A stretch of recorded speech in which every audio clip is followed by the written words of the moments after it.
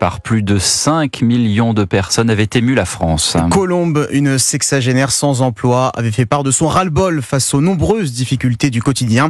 Elle était interrogée par un journaliste de TF1 en marge du meeting de Jordan Bardella à Perpignan le 1er mai dernier. Et c'est parce qu'elle est sympathisante RN que les Restos du Cœur, où elle était bénévole, l'ont poussée vers la sortie dans un premier temps, avant d'annoncer sa réintégration, Alexis de la Fléchère. Oui, un communiqué des Restos du Cœur vient d'être publié sur les réseaux sociaux pour clarifier les choses.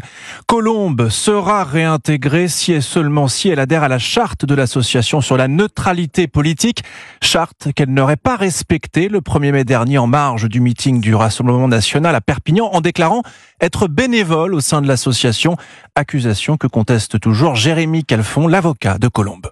Le principe de neutralité politique est indispensable pour une association comme les Restos du Cœur. Néanmoins, dans les déclarations de Colombe, je persiste et je signe, rien ne relie les Restos du Cœur au Rassemblement national. Le Resto du Cœur n'admet pas l'erreur qui a été la sienne, qui est de penser que Colombe a commis une faute. Et selon le communiqué des Restos, on apprend aussi qu'aucune procédure d'expulsion n'a été engagée contre Colombe, qui s'est sentie face à ce désaccord poussée à démissionner d'elle-même.